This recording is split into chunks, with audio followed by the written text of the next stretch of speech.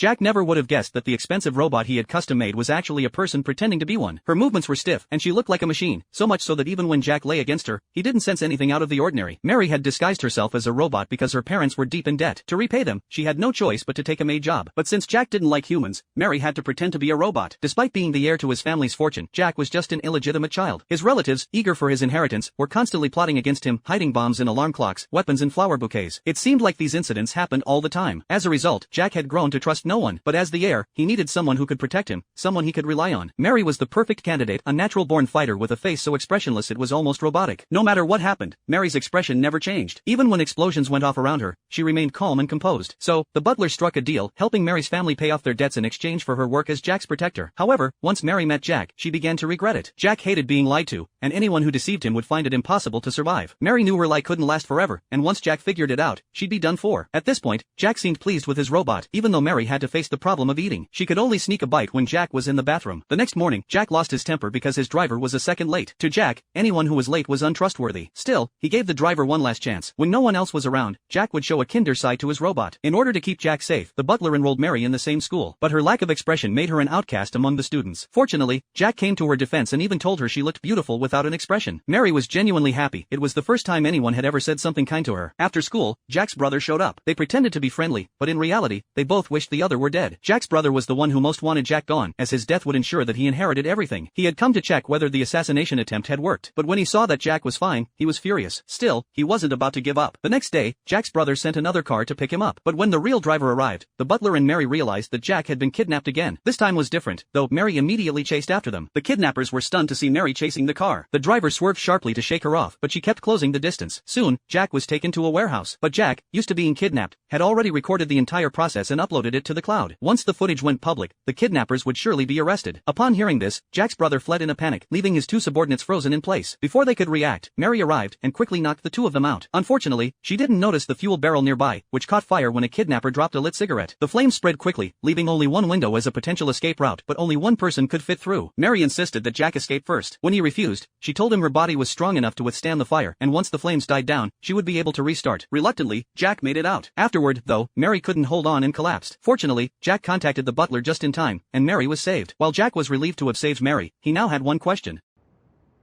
マリ、君はもしかして。まずい、この展開は。バレたのか？いや、なんでもない。